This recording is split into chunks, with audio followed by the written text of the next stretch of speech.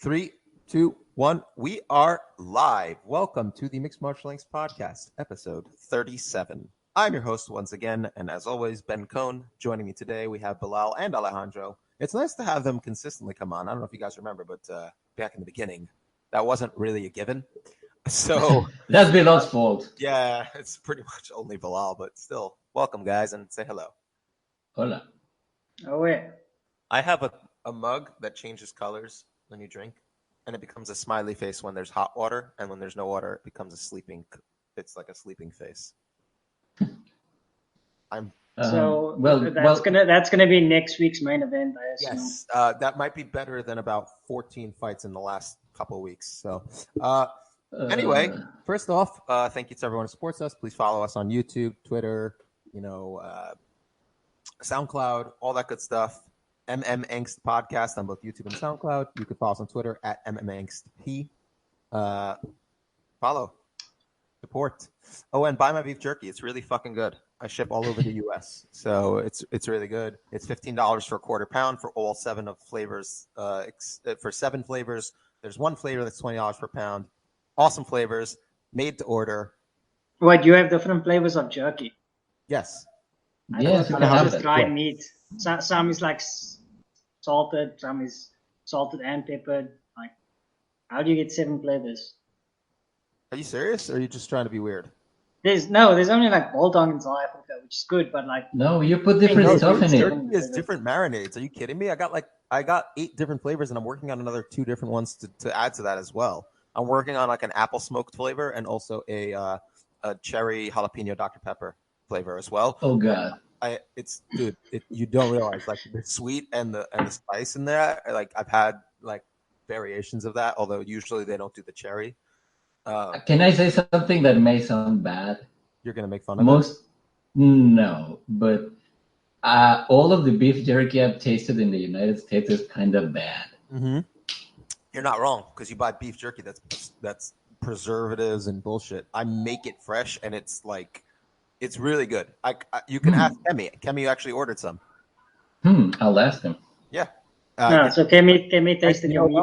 Suggs also ordered. One of the captains for the Bloody Elbow Civil War. Yeah. So people from Bloody Elbow ordered. It's good shit. I'm actually sending. I don't know if you guys know him on Twitter. They've sent a shout out to Mac Malley MMA. It seems you definitely have seen some of his stuff. He's got like 12,000 followers. So I'm sure you've seen somebody tweet his stuff. Yeah, it's mostly that, I think. Yeah. Wait, how did we end up talking about Ben's meat for so long? I just wanted to know what the flavors were. Oh, I have one that's called Ben's Original, which is basically like a savory and smoky flavor. I have mesquite teriyaki. Sweet this is like a massive ad for it's a massive ad for my product. This is hashtag sponsored.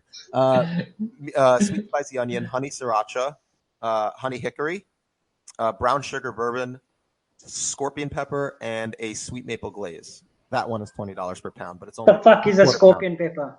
Scorpion pepper, basically, it's. I don't use scorpion pepper as the base. So it's not but like. What the fuck is a scorpion pepper? It's a type of hot pepper. What the fuck do you want from me? I don't know. Is the name? What is a scorpion pepper? It's the name of a pepper, and it's a. Is it like a bird's eye chili or something? No, it's really a really fucking hot pepper, man.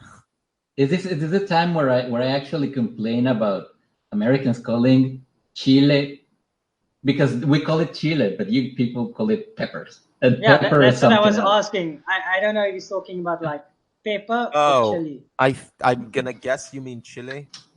Yes, chile. So that's what I'm referring to. Yeah. Got you. I'm sorry, I didn't know that. I actually didn't know that was a thing. So I've learned something today. Okay, moving on. Let's move on from my meat. We're gonna recap the UFC 240 card, or as much of it as we find interesting. Max Holloway. The subtitle of this card was OAM loses to a guy with no wiki page. Oh my god! I am gonna have a little bit of a rant about that. I have controversial thoughts about this one, about that one too. I'm sure. I don't have really. I'm getting my rant before you get anything, okay? Because of course, so yes. mad. But you need to be nice. No, I'm mad because I really actually like OAM a lot, not because I hate him.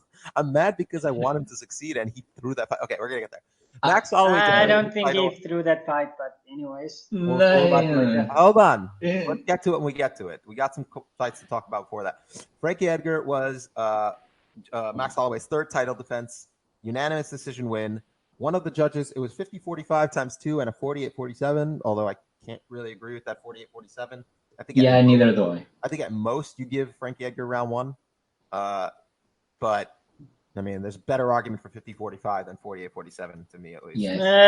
Round 1 was more Holloway than round 3 was, in my opinion. Round 1 was more clearly. What are you talking about? That's the round that he rocked Edgar. Was that third? Third round, he rocked. Yeah. He got the takedown, dude. Well, one of the middle rounds, I remember Edgar looking surprisingly good when he kind of just decided to throw overhands. But he wasn't landing hard. That was actually the 5th round. I think that was the 5th round, not the 3rd round. And that was a round that Holloway kind of took. The only round that Edgar scored more strikes is the first round. Like, that's honestly the only round you can really give Max Holloway. But was it actual strikes or no, just like a punch combination into air? Max landed slightly better quality, but it wasn't really like anything. It was like jabs of high quality, not like he landed one good straight, a right straight. That's it. No, you started finding that uppercut in round 1. Right at like the last 30 seconds of the round or 45 seconds, like you could see him start to get his timing a little better, and then he beat him from then on. He just never really let up. The only round that Edgar came even close to taking on volume after that was the 4th and 5th, but he still was outscored and also I think out qualityed. I have no problem. He rocked him in rounds 3 and 4. He rocked him worse in round 3, but he hurt Edgar again in round 4. Yeah, and Holloway was never in trouble in this fight. Yeah, at no point was Holloway in trouble. But here's what we have to take away from this. One, Frankie Edgar is still a really fucking good fighter. I mean, like, he's 37 years old, and this is it's impressive that he was able to kind of like listen.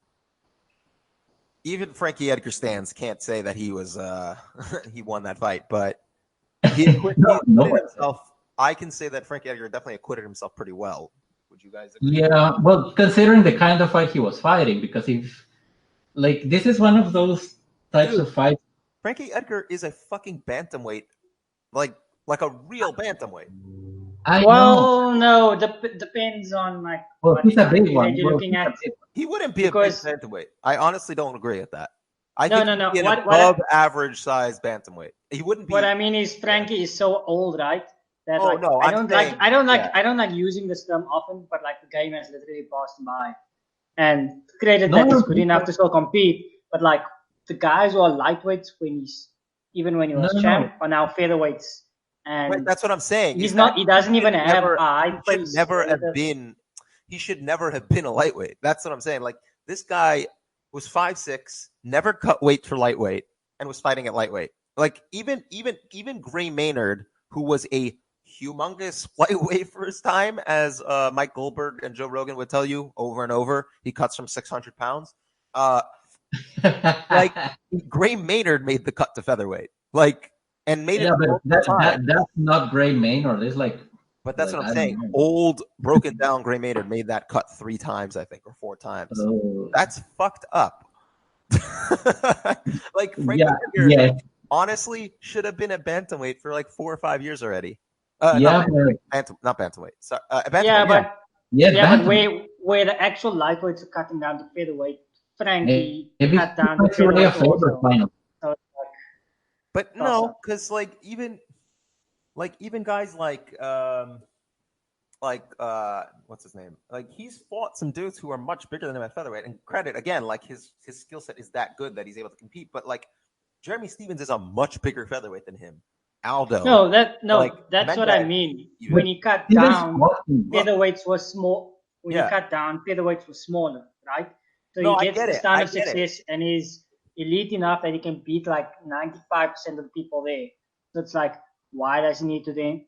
In his mind, it's probably why does he need to cut down bantamweight? He wanted to show that the little guy can compete. Actually, he said why he never cut to bantamweight. It had nothing to do with from his own words. He said he wanted to be the smaller guy.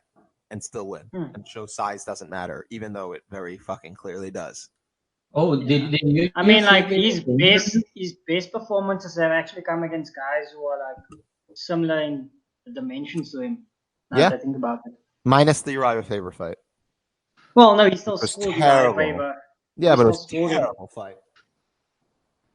Get ready for Uriah Faber? No, what? Nah, he's gonna fight Cejudo next, obviously. Yeah, he will probably get it, and that's fucking bullshit. Okay, so here's my biggest takeaway from this fight. Frankie Edgar said he's not retiring, so I really hope they just give him like a Legends run, honestly, because he's definitely like BJ Penn 3. No, don't even bring him first up. of all, they've already had 3 fights. Secondly, did they have a third fight? What happened in the third fight? He kicked his ass. Dude, you don't remember like the tippy toes bullshit? No, it's better if he doesn't. It's better if you don't forget about that. I remember that now. Like that honestly didn't come into my head. It's good. It's good that it didn't come to your head, but now you have it in your head, and I'm sorry. Yeah, fuck you. So, like, I honestly would like to see him not fight elite guys or guys who are just going to be like. I don't want to see him fight Calvin Kattar, and you know that like he's gonna be matched up with Zabit next, which is actually a pretty winnable fight for him if he can survive the first round. No, it's not. What are you talking about? Zabit has gassed in every single fight. No. The difference in frame is staggering. He's not winning. It's winnable if he can get it. I honestly am curious just to see Zabit on his back. And I think Frankie might be able No, he's not going to get him on his back. Are you nuts? Who's shot on Zabit? No, it doesn't matter. No, by the time he gets something done, it's halfway through the second round, which he has likely lost, and he's going to win the third round, and then that's going to be. I don't know if I agree with that, because honestly, Zabit's he's not that great a striker.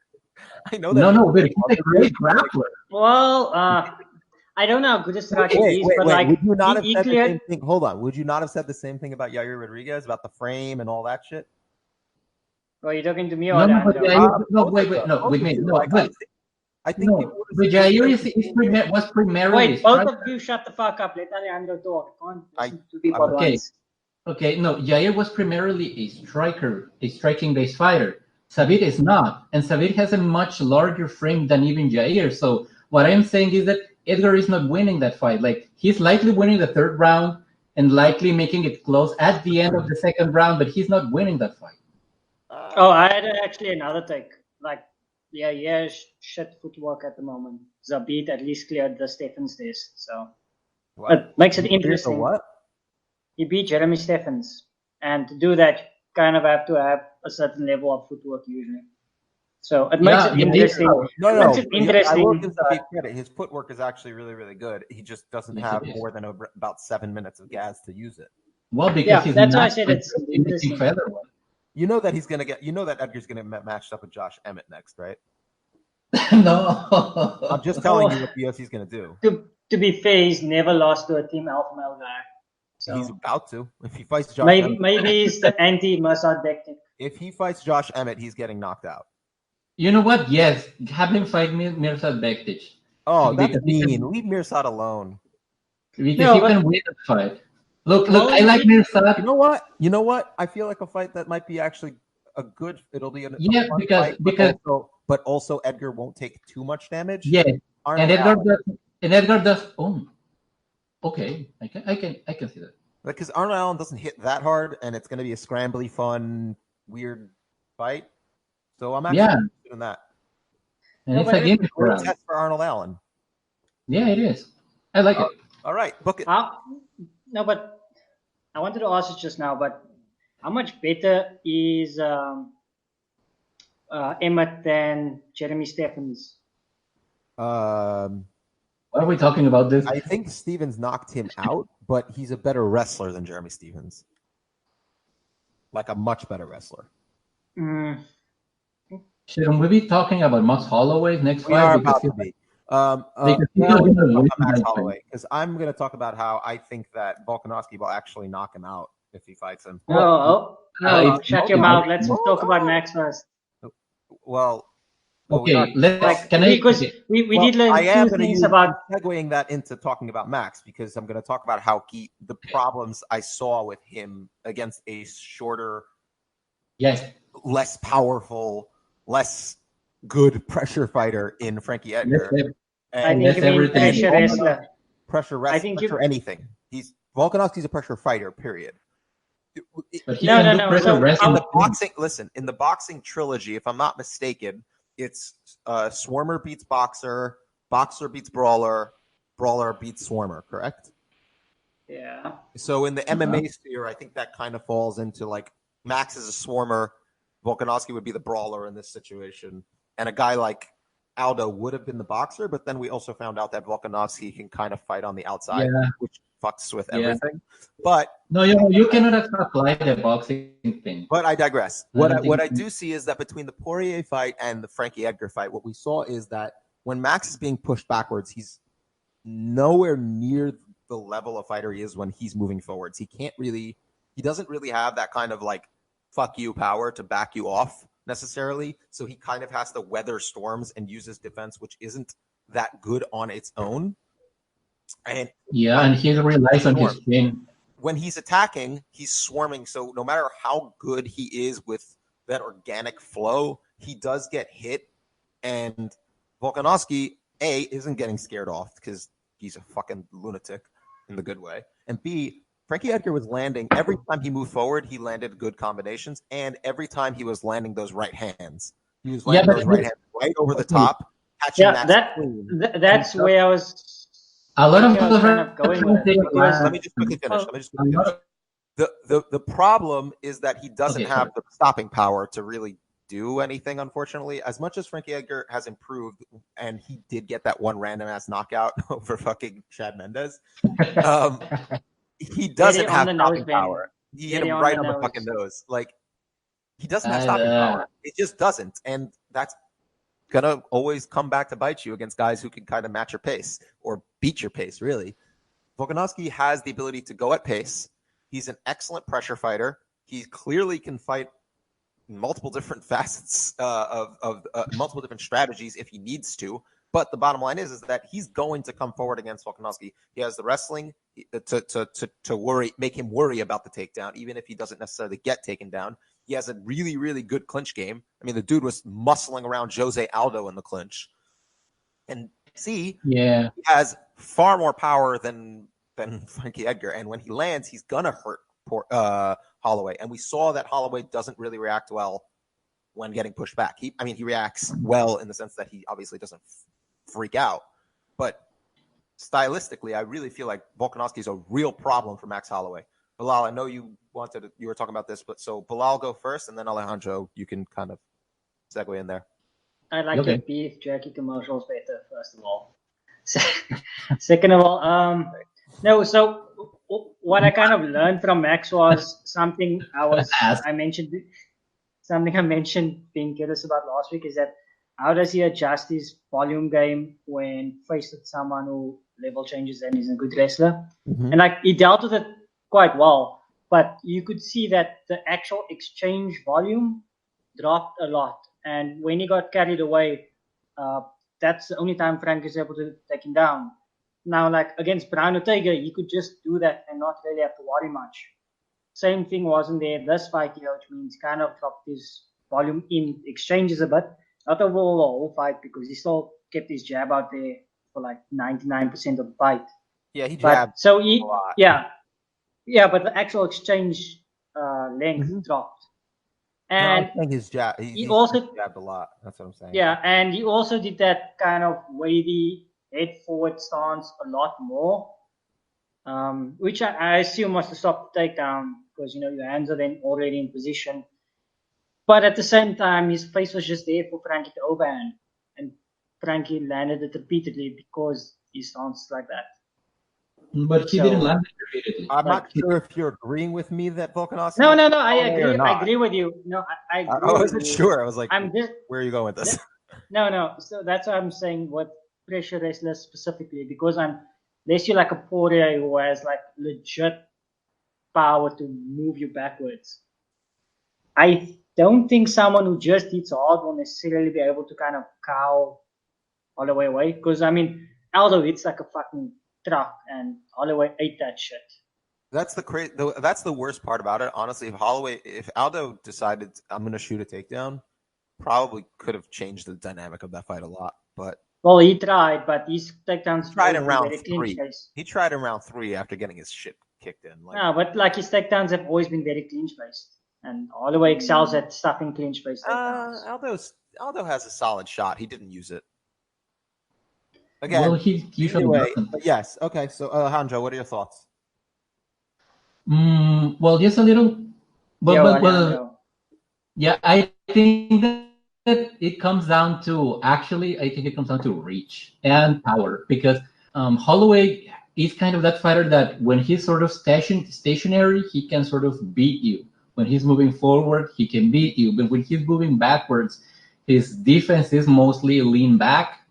And you could see that Edgar caught him.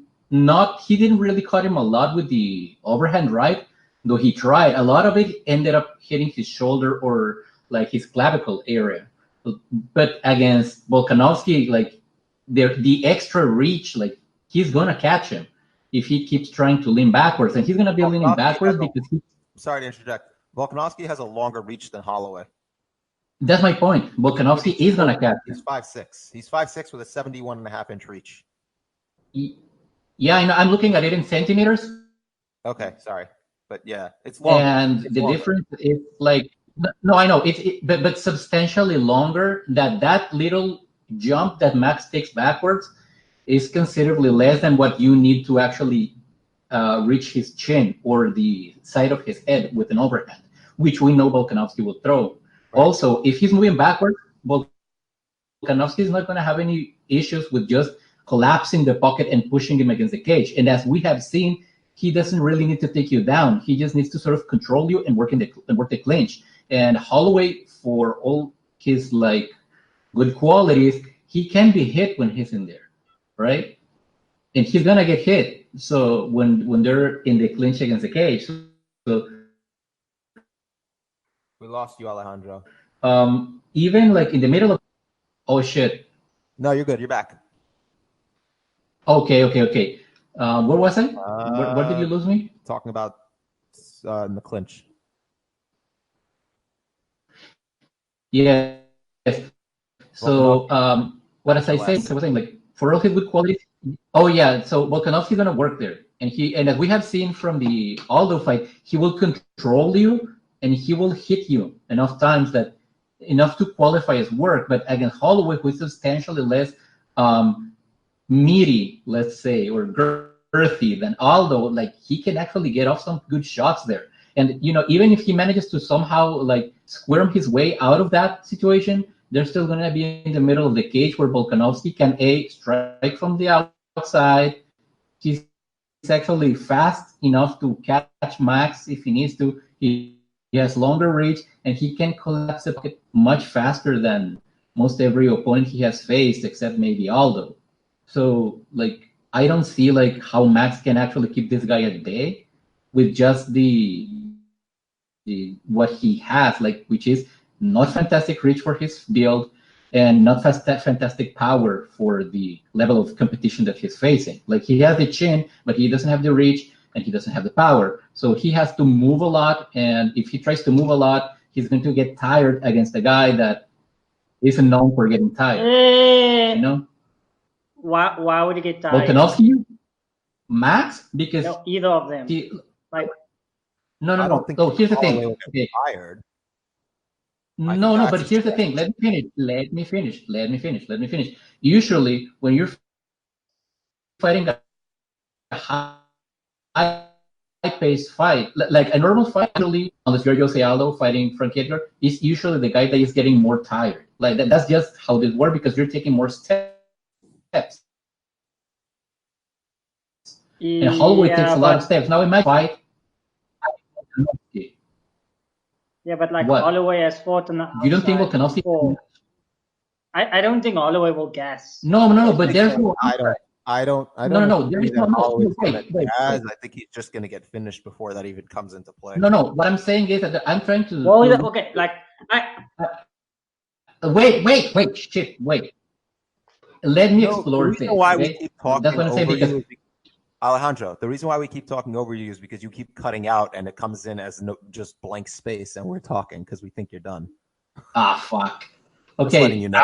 It's not we're trying to interrupt you. Okay. Yeah. Fuck. No, what I'm trying to say is that in this kind of fight, like if Volkanovski doesn't finish Holloway, which I think he will do, if he doesn't finish him, then they're just gonna keep fighting a high-paced fight, and in that high-paced fight, Holloway has like everything to lose there. Like I don't see where he can sort of get an edge over Volkanovski if they're fighting that kind of high-paced fight. Like where do you think Holloway is gonna like? He will get gassed. Like if they reach round 5, Holloway's getting gassed. That's my point. I'm still not sold on that. Like, in general, I'm not as sold on Volkanovski beating Holloway as Benny's, because like Benny's fucking sold like his beef jerky. No, but I'm not. I'm not Ben, dude. Yeah. No, I'm with you there, but like the thing with Volkanovski is that a lot of his takedowns come from the clinch, and in the past recent years, we've never seen Max Holloway get beat in the clinch. Which means that it could be a safety net for him. Because he wasn't fighting Volkanovski. Yeah, no, I'm talking about fighting Volkanovski. So the clinch could be a sort of stalemate area for them. I don't think so. My main concern with Max was more someone who could match his pace and that overhand and plus wrestling threat. Because Max can stuff the takedowns, we've seen that, but he kind of leaves himself open to the overhand. But which now that you think about it, is like kind of that's like the archetypical wrestle boxer thing to do. Yeah, but Volkanovski doesn't doesn't have to. Volkanovski doesn't have to quote unquote out wrestle him. He just has to push him against the cage and control him just a little bit. If he can control Aldo, he can control Holloway. Holloway isn't some wizard in there. Yeah, Holloway's actually not that skilled in the clinch. Yeah, that's my point. He's skilled as a takedown defense artist, but his striking is really not much in the clinch. Yeah, and he kind of frames and separates, and then that's it. Yeah, and Volkanovski is gonna be pushing in those aspects of the fight. So how does Holloway deal with that? I don't think he does. No, but it's not even just like framing out and escaping the clinch. Like you can stalemate the clinch by stopping. Yeah, he doesn't even but I don't think that he's that. Who has really worked? The only person to really work the clinch against Holloway was Poirier, and he kind of fucked him up there. Yeah. Yeah, but that was with a sort of height parity.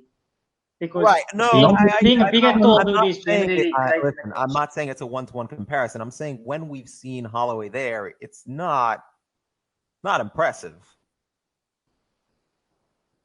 So, yeah, I mean, listen, I think we know what's next for Holloway. It's the Volkanovski fight. I'm fucking hyped for it. I can't wait.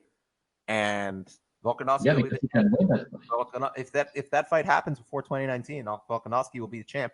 And I think in my bloody elbow signature, I've had Volkanovski beats Max Holloway for like a while now. So I'm hyped for that to become reality so that I can be like, yeah, bitch. Yeah, and that's like his shot because he's 30 now. Yeah, and he's got time because he doesn't really other than the Mendes fight, he hasn't taken a ton of damage either. Yeah, I know, but like when you have like Frankie is like an oddity there in that division because when you get about 30 at 145, 135, like you kind of basically you get above 30 in any division that isn't heavyweight. You get fucking old, dude. No, I mean for that speed, for that level of speed that you need to be competitive. Here's the beauty of Volkanovski: his style does not rely on speed whatsoever, and that's a good thing. Yeah. No, I know. That's so far, but the openings that he has will be exploited by people with said speed. That's a problem. I don't think like the only person I've seen outstrike Darren Elkins better than Volkanovski has been Ryan Hall. What's his name? Ryan Hall, yes. And that was more weird spinning shit than actually like Like, that was just too weird. But yeah, using a proper striking style, and by proper, I'm not making fun of Ryan Hall. Okay, it's actually really interesting, and I like how he did his thing. Dude, did you see? I'm sorry to cut you off. But did you see the breakdown that Luke Thomas did on Ryan Hall? Yeah, that's what I got. Bad statistics. No. I think people misunderstood what he was trying to do there. He wasn't trying to say that Ryan Hall's a better striker than them. He was saying Ryan Hall's style has been developed by the way Ryan Hall developed the style was entirely centered around taking as little damage as possible in fights. And I know, but who was he fighting? Ryan Hall is not intending to win a UFC title. I don't think he is. Yeah, maybe. No, but the problem is that what are you measuring against what? And the comparisons he was making, like, you cannot compare who Ryan Hall was fighting against everybody else, like the level the people that were fighting. I agree with that because Darren Elkins fought a bunch of those fighters, and almost all of them took more shots from Darren Elkins than Ryan Hall did. Yeah, but when did that happen? Not that long ago. Darren Elkins is virtually the same fighter offensively and defensively than. I don't think Darren Elkins is less durable now than he was a year ago. I think. I don't agree. No, I don't agree with that. Hold on. Let me talk. You guys constantly say, "Let me talk. Let me talk. Let me talk." Yeah, because we keep interrupting. I'd say you guys. What do you mean you? I normally just tell one of you to shut up so I can hear the other person talk. What I'm trying to say is that I don't think Ryan Hall's spinning heel kick that he landed to first hurt Darren Elkins the first time he knocked him down. I don't think that's not knocking down most people. That was a fucking gorgeous spinning heel kick that landed flush. And that would have knocked down most fucking fighters at that weight class. That's what I'm trying to say. After a fighter gets knocked down the first time, it's a lot easier to hurt them again. Yes, would Darren Elkins have gone down from a straight left hand from Ryan Hall if he wasn't hurt prior? No, I don't think so. I think he only went down because he got dropped with 2 spinning heel kicks. That's what I'm trying to say. So I don't think that – I'm not questioning Darren Elkins' durability because he got knocked down by Ryan Hall. I'm going to question his durability. I question his durability in every fight because I'm like, is this the fight we see him go down forever? Like – no, that was the fight. I don't know if that's. I think this might have been the straw that broke the camel's back. Maybe. Personally, I think Darren eats those shots. Hold on, I don't think Darren Elkins eats those shots around the same time he fought Volkanovski and doesn't get knocked down. That's what I'm saying. No, I was gonna say personally, I think that Darren Elkins was born for only one purpose in life, and that is to beat Masad Bektik.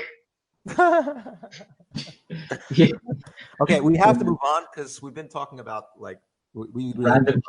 Okay. Next segment, we're going to go through the rest of the UFC 240 card. Cris Cyborg beat Felicia Spencer. round one. She gassed it in round one. If Joe Rogan believed in this 5-round fight, Cris Cyborg gassed in 2 minutes, and Felicia Spencer has now beaten Cris Cyborg in a 5th-round TKO because Cyborg was exhausted. Oh wait, you mean this was a 3-round fight, and Joe Rogan was calling something that didn't happen in the cage? Are you saying that Cyborg outstruck Felicia Spencer 3-1 across the board? Oh, are you saying that she beat the ever-loving shit out of Felicia Spencer, who was basically tag in there? What? But nice. Everyone knows that Cyborg got so much weight that she gasses 30 seconds into every fight. Of course. That's all Felicia Spencer needed to do was just take the initial onslaught, and then like Joe Rogan is beyond reproach. So if Joe Rogan said that Cyborg was gassed and that this is a 5-round fight, all evidence to the contrary is thrown out the window, and Cris Cyborg has now lost. All I'm saying, have you seen Felicia Spencer lose rounds 4 and 5 to Cyborg? Absolutely not. If you haven't seen that, then like there's no way to disprove it.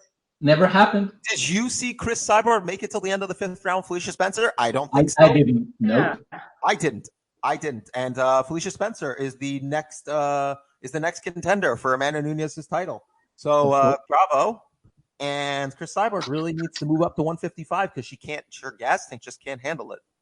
Are you sure? That'll only give a 2-round gas tank. I don't know. I know. Maybe she'll only last about as long as Zabit. Dude, Rogan said that if there was a 165 division, Cyborg should be. I think PFL has a 155. She can go beat up Kayla Harrison. No, 165 with a 6. It's like Gabby Garcia, but I think they're friends. So yeah. All right, let's actually talk about this fight. First of all, Felicia Spencer is tough as nails, so like props to her. Yeah. She showed up.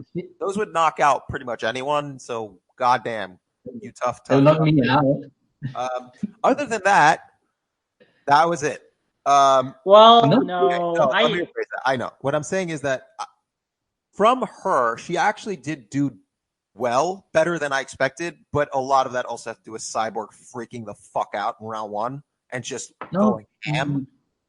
I don't think that was by accident though, because like I think Cyborg, especially when she landed that finish like early. No, I don't. Okay, I think that might play a part in it, but like when Felicia Spencer landed that kind of jumping elbow, Cyborg looked like she was taken totally by surprise. She was. Yeah, but we only ever see that in fighters who are either green, hurt, gassed, or on the decline where their reaction time drops, right?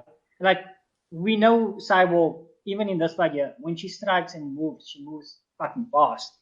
So, like, I'm starting to think that her getting that aggressive was just her kind of getting surprised by the speed and being like, you know what? I can't see this here. I have to push the pace, because she did kind of the same thing against Nunes. She came out looking good, got surprised by the speed, and I don't immediately started coming out looking good against Nunes. No. I don't mean. I don't mean like too short to say she looks good. I don't mean good in that sense. I just mean kind of like not. Me feeling good. Like she looked when the fight started. She looked like ordinary Cyborg. Nunes landed one punch. One strike, and before it even hurt her, she then turned it into a brawl.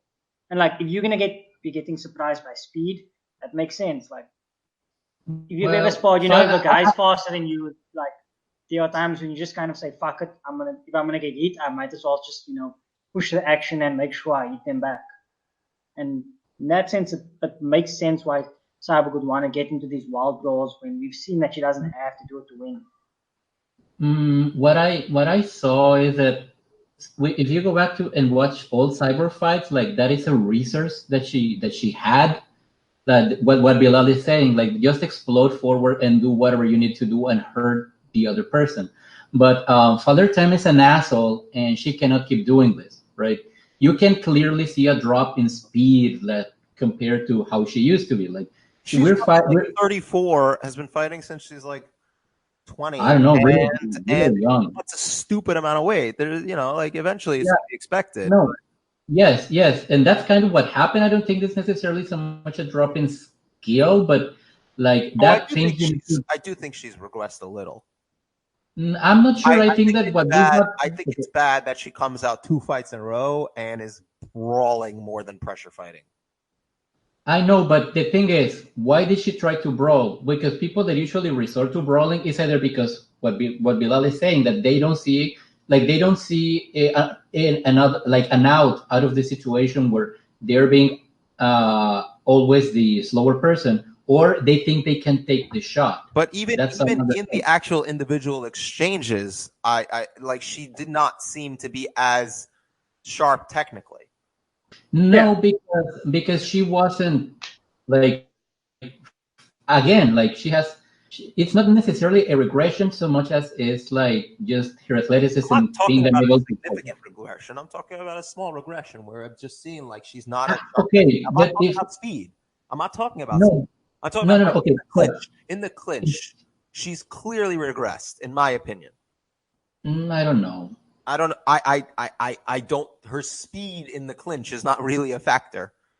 No. I'm talking about. I'm saying like she's visibly regressing in the clinch. No, but we were talking about brawling. She's easier to hold against the fence. She's not really landing as much damage as she used to in the clinch. And also, even when she did hurt Felicia Spencer, she just kind of like backed off.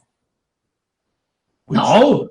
No. Yes, she did in round 3. What are you talking about? She rocked Spencer through 3 or 4 strikes and then just backed off because she ran out of steam from punching her. That's bad.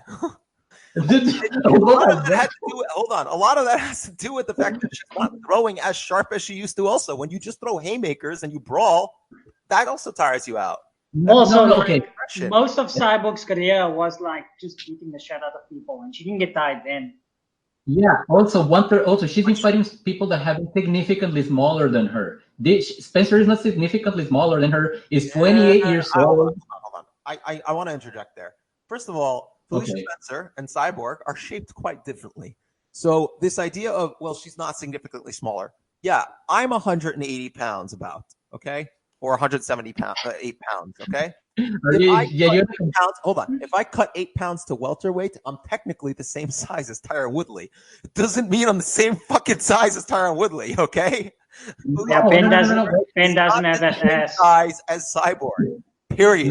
She weighs the same on fight night on the weigh-ins, but she's not the same size. Wait. You're not factoring in that rehydration is not complete by that point. They did not look significantly different. That's my point. Like, and performance-wise, Felicia Spencer, and I'm not saying this to insult her.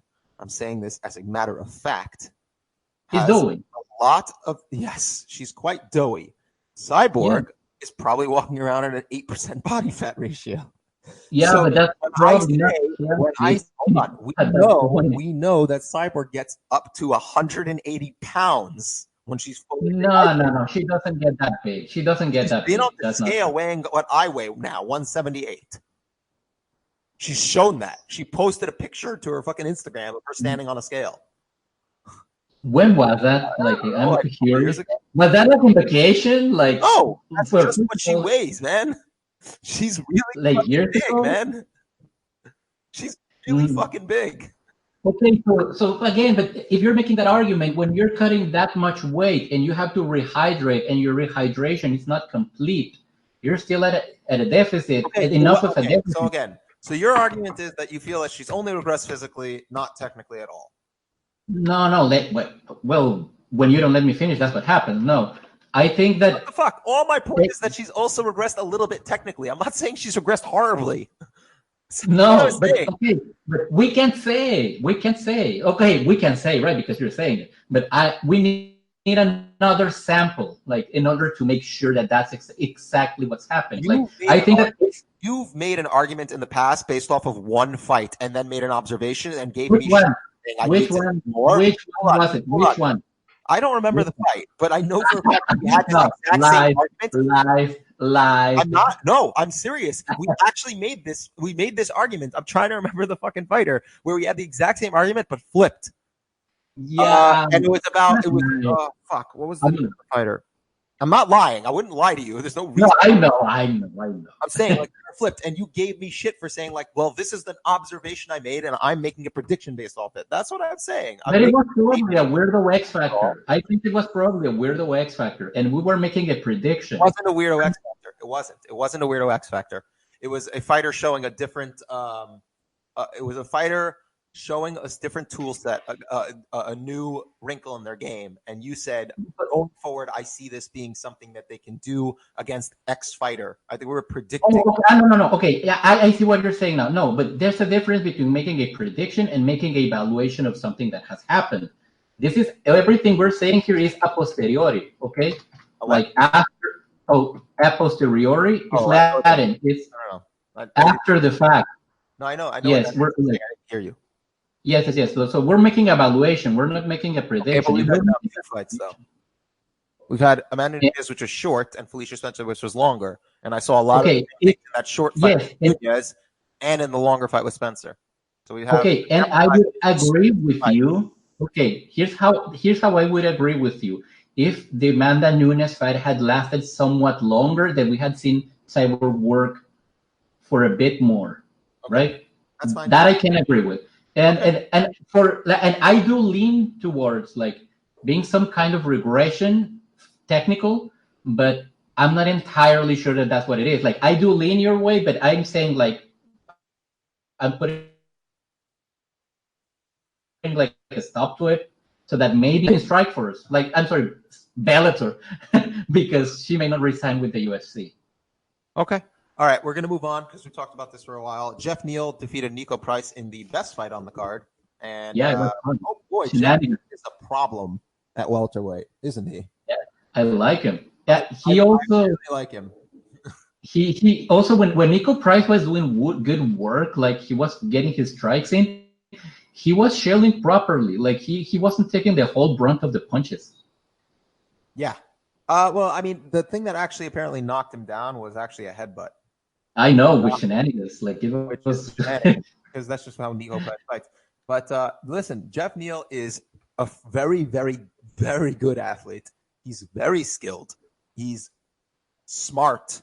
He, when he beat Bilal. Remember the name? Wow. He beat your name. Oh yeah, that's the most important thing. Yes, it was really impressive what he's been able to do in just 4 fights. And it's been a nice progression. Brian Camozzi, Frank Camacho, Bilal Muhammad, Nico Price.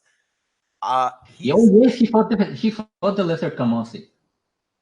Yeah, he did fight the lesser. He fought the lesser. He's 28. Yeah, so he's not like he's not old. He's 2012, so he's 7 years in. He's a good size welterweight, 75-inch reach with a 5'11" height. The guy is a real problem, and I honestly I think he's going to be in the top 10 very soon, maybe a fight or two, and he's in the top 10. Whoa. What the fuck is Fortis MMA? I have no clue. That's what same thing.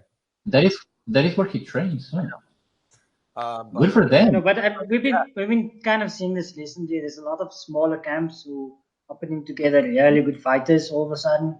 Like a lot of them are able to Leon Edgar. More so on their it's not like a one size fit all. They work with their fighters specifically because they don't have 100 other fighters who are fighting in the UFC.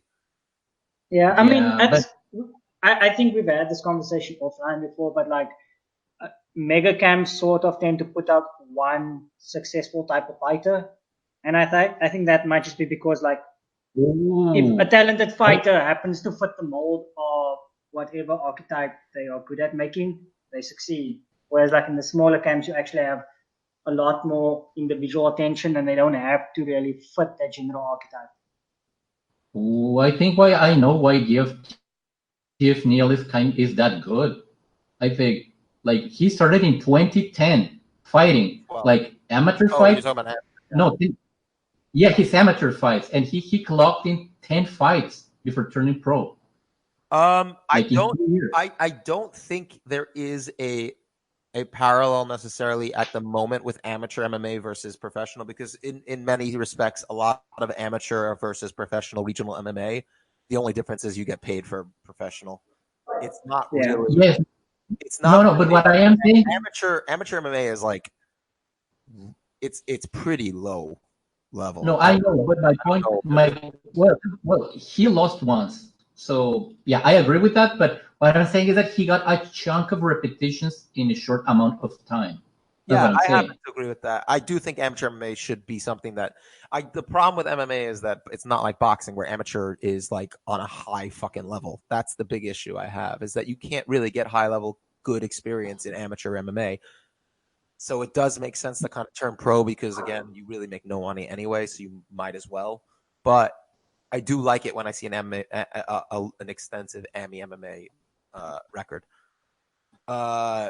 Moving on, OAM, Arman Tsukasa. Yes, especially if oh boy. Wait, No, I don't want to move on yet.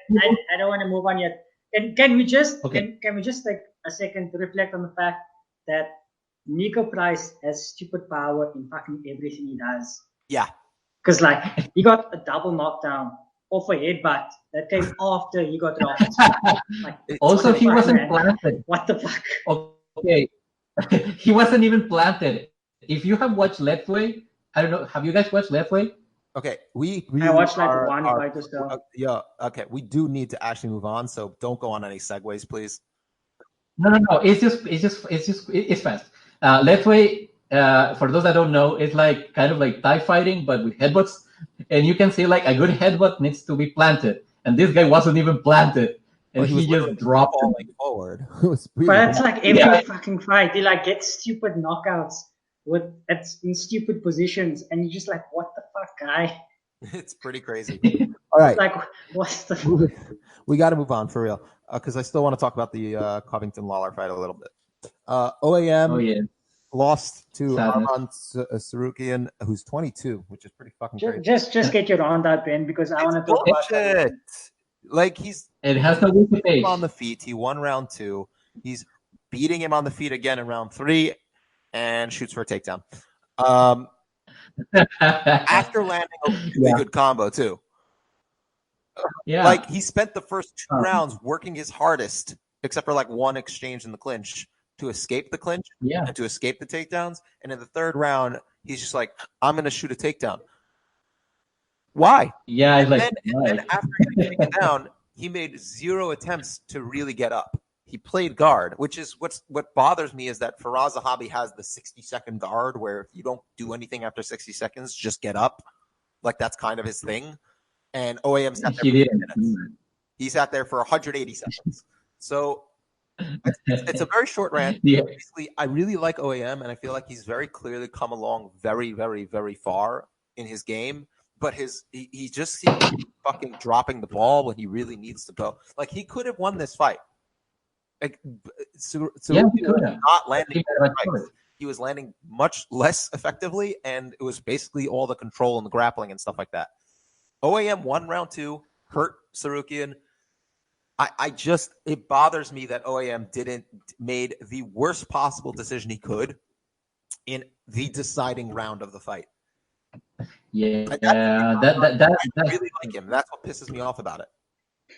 Yeah, it's like it reminded me of Irene Aldana fighting Raquel Pennington and that weirdo exchange they had grappling at the end. It's like, no, get up. Like when she almost had her back and then she chooses to like pull her down. And it's like, no, you shouldn't have done that. And then she goes on and loses the fight. But kind of those weird moments where fighters make that one mistake and that costs them the whole fight.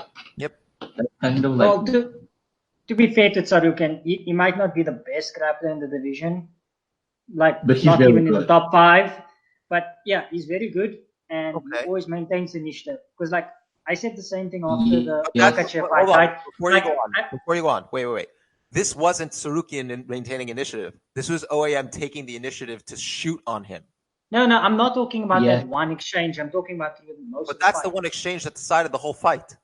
Yeah, but I'm not talking about just that there, because to get to a fight that close, you have to consider the rest of the fight. Yeah, okay. Like you're saying in the sense that he sort of pushed OAM to make a mistake. No, but he didn't. I don't think. No, he didn't push him to make a mistake. OAM successfully took the initiative in round 2 and won it and was winning round 3. And he pulled this wasn't even a Chris Weidman this was a Chris Weidman. This was a Chris Weidman. Where you successfully make a mistake. You succeeded in making the mistake that cost you the fight. Oh my God. An unforced error is what I would call it.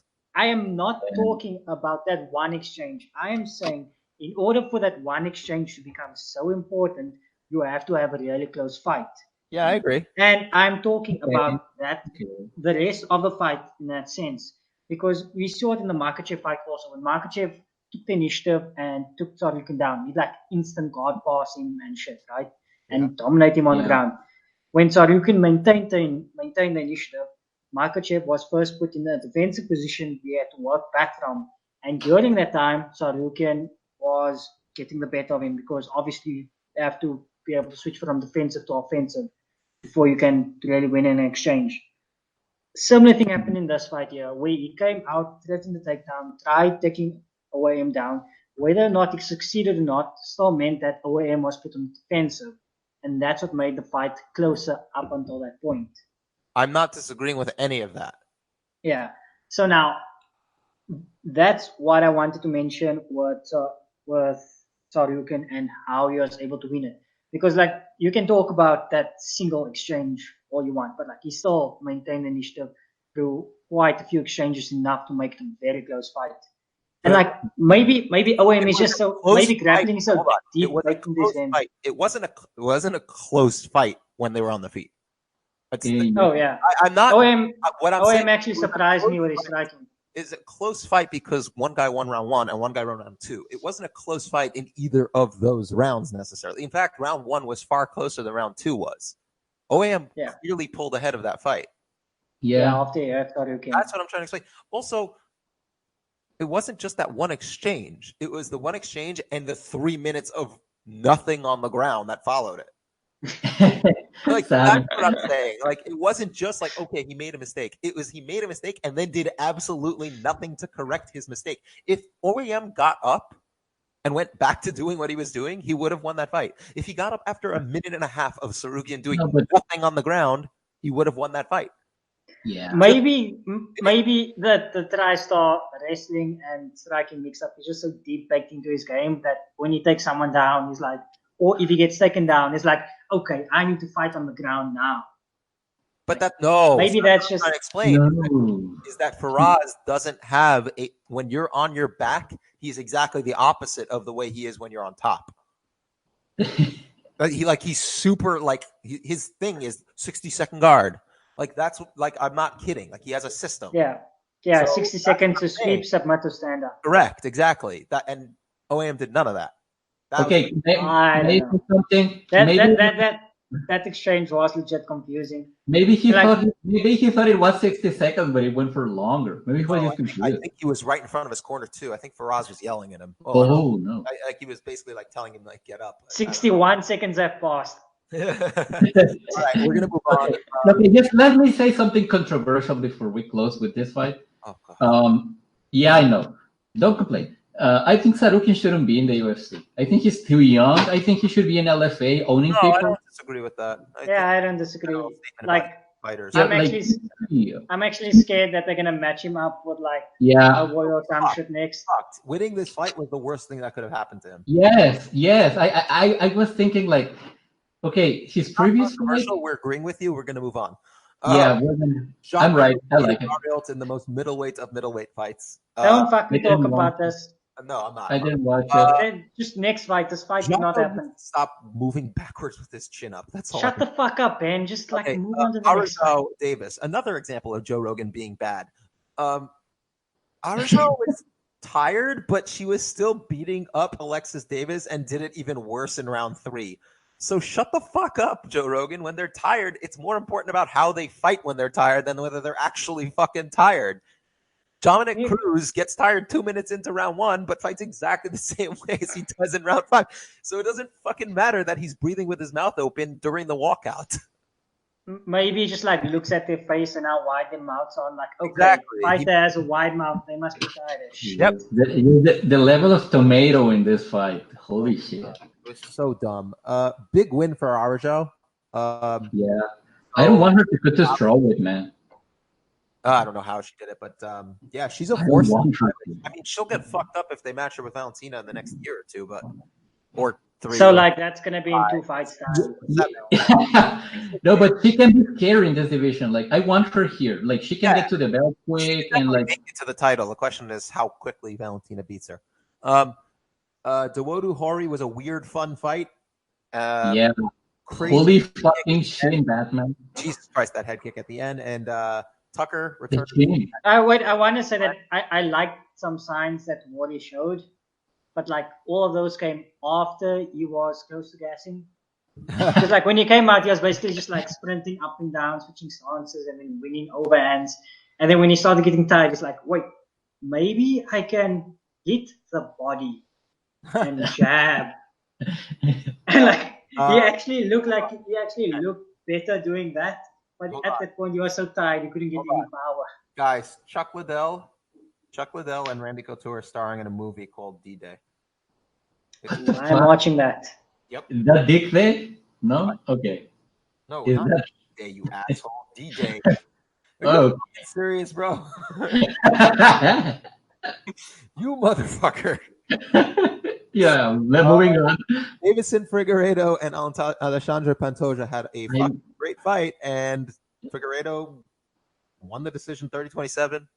Bilal, anything to say on this fight? I didn't watch it. I said Bilal.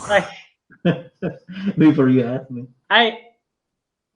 I've seen, like in this fight, Pantoja won exchanges where he did things that I've seen him do repeatedly in other fights. Like when he just come out and fucking do it. And he won those exchanges in this fight.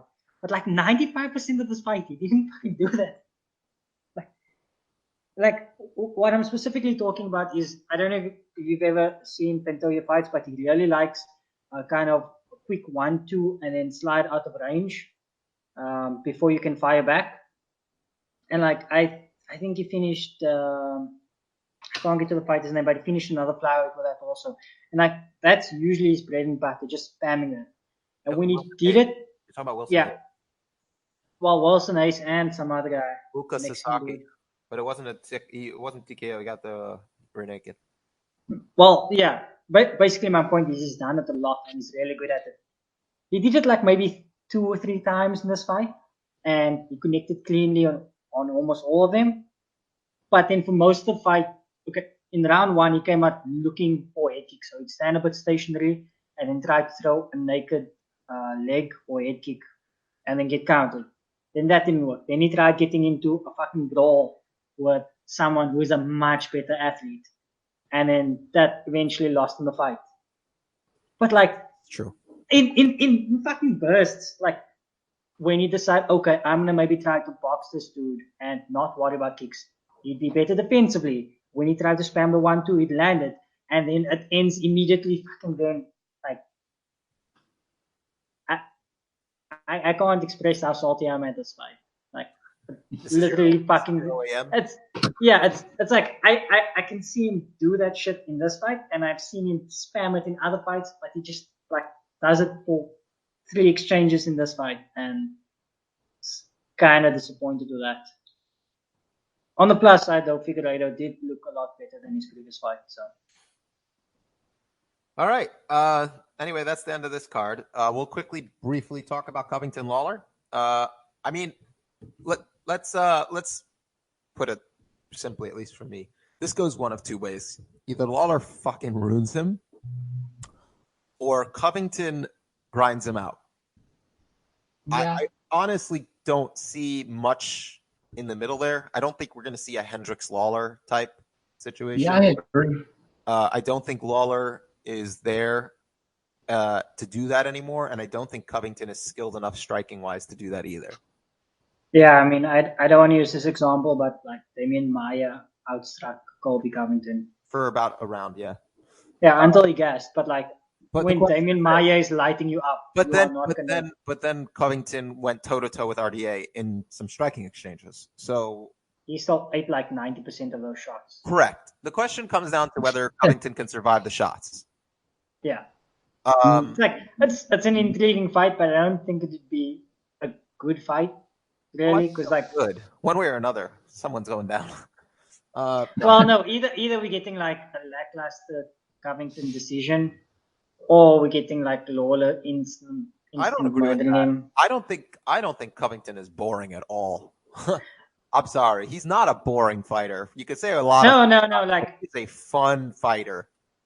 I like him in fights with other grappling fighters who like to grapple. So like the RDA fight was exciting because RDA tried grappling with him. The Maia fight I hate because Maia lost, but it was still fun. But like, do you really think that Lawler is going to want to engage with him in the wrestling exchanges? I don't think he'll want to. I don't think he'll be given a choice, though, and that's what's going to make it interesting. Yeah, but so do you want to see Lawler get laid on for like, I don't know, 4 rounds? I'm trying to think of a guy who Covington's fought that's similar to Lawler, and I don't. Nah, I can't think of any. What's the closest? A Brian Barberena, an unathletic version of him, I guess? Yeah, but Barberena puts out more volume than Karen Lawler.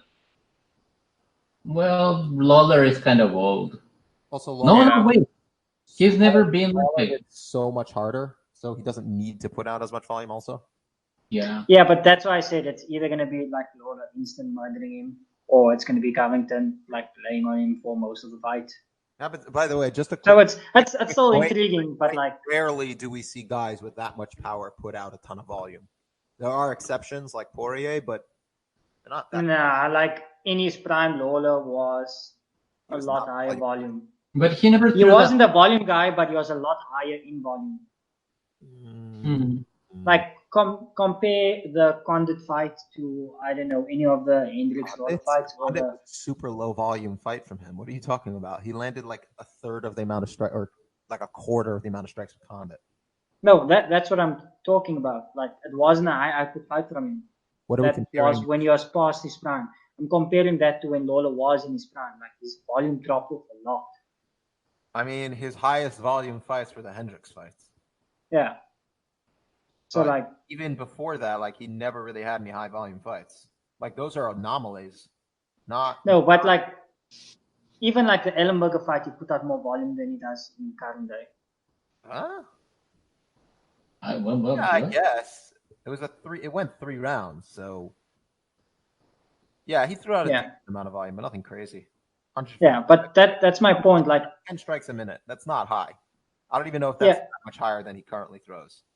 Yeah, but my point still stands that he's RDA. He might have thrown close to that amount, and he was fucking fighting on one leg for half the fight. Yeah, he threw more against RDA. Did he? Felt like he just got shit kicked for half the fight. Well, I'm saying he did throw more than 10 strikes a minute, and against Cerrone as well. I think actually he's pretty consistently volume. Cerrone still kind of had to take the entire round 2 off. Oh, right. No, I'm saying that he's been consistent in his volume. It's more just that he gets tired now doing that volume. Yeah.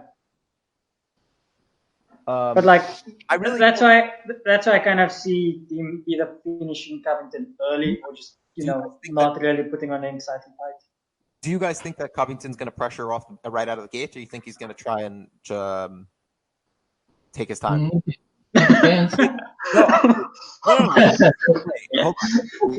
He didn't pressure Maia so much right out of the gate. He kind of like met him in the middle.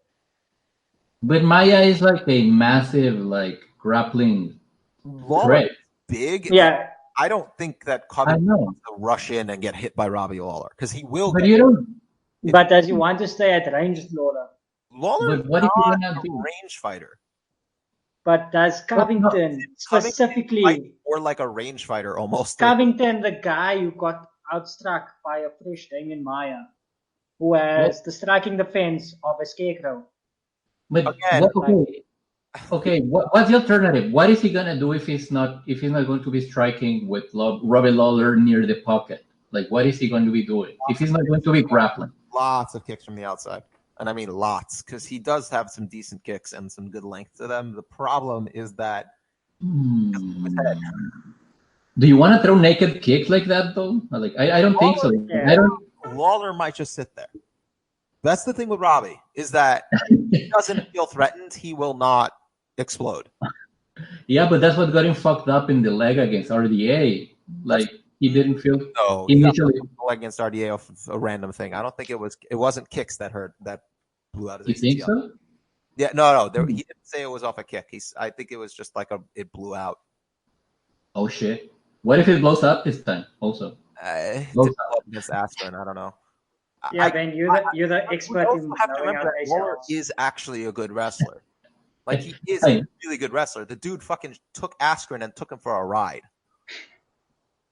That was like the single best moment that I've ever seen. Okay, so fucking angle slamming. He basically did a real life version of Cena's FU. I don't know what that is. That's so good. It's a John Cena's finishing move in the WWE. He basically puts you on his shoulder in a fireman carry and throws you like off of him, and that's basically what Lawler did. Okay, so but then like what I see, let me tell you what I see here. Like, is this fight that we kind of know what is going to be, right? Either Robbie beats the shit kicks in, or he gets taken down and run and grind it out. Yep, that's kind of like both. It's just what's more likely. Well, with Robbie Lawler, I'm kind of saying it's hard to say. It's hard to say these days, right? But what's interesting to me is what happens like in the periphery of those things, because assuming those things don't happen like they're supposed to, or they take a little longer in happening, like this fight is going to be really fucking awkward. Well, Both could happen at the same time because the Askren fight was sort of like that, where you spend the first 30 seconds getting the hold on. Do you guys think that this is their attempt to get rid of Covington? Nah, I don't think so. Why? I think that they did that with Askren. They were hoping that Robbie would fucking knock him out, and I think that they might be doing the same with Covington. I don't know. Pushing Covington. They haven't. Since they stripped him of that interim belt, they have not been pushing him. No, but the problem is that first of all, Colby Covington is not popular, and second, for whatever reason, he doesn't seem to generate that level of. He does not ingratiate himself to the promotion in any way. Yeah, he'll sit there and talk shit, and then talk shit about the promotion, and then annoy Dana White, and then and then be injured a lot, and then be injured. That's kind of the problem. Among other things, also, because a lot of the stuff he does feels very rehearsed. So then, as soon as someone asks him a question, he has no idea what the fuck to say. Yeah, and the problem also, for example, Askren is not necessarily a good comparison because he has ways in which he ingratiates himself to the promotion. So that's why he's getting the Damian Maia fight now. Yeah. He makes a very good way of just basically saying, here, you guys fight each other so that it doesn't affect anything in this hard division. Yeah, but it's an opportunity for Askren to get a win. That's what I'm saying. It's a very good one. Because I feel like they also like Damian Maia as well. Yeah, I know. But Damian Maia is where he's at now, so they can only give him some fight. And I don't think Covington is there. He has tried, but he hasn't. So, anyways, he has a good shot here with Robbie, I think. But I don't know what he's going to do. It depends. Almost feels like the flip of a coin. Depends on what happened. It's really random in my opinion. I can say because if Robbie is completely washed out, Covington is just gonna take him down and grind him out. I don't necessarily think he's gonna finish him, but he's going to take his sweet time just tenderizing him. And if he's not, then Covington is going for a ride. The thing is, I think only 5th round Lawler is gone, but round 1 Lawler is still there. That's maybe. But that's what I've kind of been saying. We know Lawler can dish out an insane amount of damage really quickly, especially in the first round, and we know Colby is a terrible striker. So either he, shit kicks Colby, or Colby stays on the outside initially and then takes him down and grinds him out. Okay, but or we see a repeat of the Askren fight where both happen simultaneously. But do we get 5th round? But will we get 5th round Lawler this time? I don't think so. That's why I say it's either coming. Wait, how many rounds is this fight? 3. How many rounds? It's 5 rounds. It's 5. Mm-hmm. Shit, I don't think it makes anything any clearer. Nope, it does not. I might pick Colby just because it's a 5 rounder. So if Colby doesn't get finished, he should win. Okay. But at the same time, I don't trust his striking defense at all. How much smaller is Colby than Lawler? Not that much smaller. I know people call him a small welterweight, but he kind of has thick legs. All right. And a long torso. All right. So I think we're good here, honestly. Yeah. We said a bunch of nothing with this fight. I know. Who are you guys picking? I don't know. I'm picking Covington for some reason. Yeah, I'm taking Covington. I hope. I don't know. I don't like either of them, to be honest. I don't have anyone that I want to see win. How dare you? But I think. Nah, I mean, I'm ambivalent. That's a Lawler fight. Fuck you. Nah, I mean, who wins? I think Covington takes it, honestly. I'm kind of. I guess Covington, but I don't know. It's about whether I'm gonna switch my pick 50 times during this week. Yeah, same here. I'm gonna be switching. Right now, I'm saying Covington. KO and 5 round decision for Covington. Honestly, or a 5th round KO for Robbie. Okay, I don't think we all see that. Like I'm interested. Like in the Condit fight, they had to like fucking hype the shit out of Robbie for that 4th round team to come out. Okay, like I'm not sure he has it in him. I'll tell you what. Okay, especially with Wolf in his corner. Can you imagine Wolf trying to hype Robbie up? Just like walks into his corner and just yells at him, "Be a man! Don't give up! You can do this." What if that's all he needs? Okay, so he knocks out Colby Covington, and then Ben Askren beats Damian Maia, and then they fight. That fight would be more interesting to me than this one. What? What was that? Nothing. All right, we're gonna end today's show. I really don't want to talk about the rest of this card. I'm not gonna lie. I'm sorry. Thank you all so much for joining us. It's always a pleasure. Please like, share, subscribe, shit, and follow us and all that good shit. Buy my beef jerky. Say goodbye, guys. Yeah. Did you know that Volkanovski's old nickname was the Hulk? What? His old nickname was the Hulk. I'm not Wikipedia. I'm not surprised. Yeah. All right, we're done.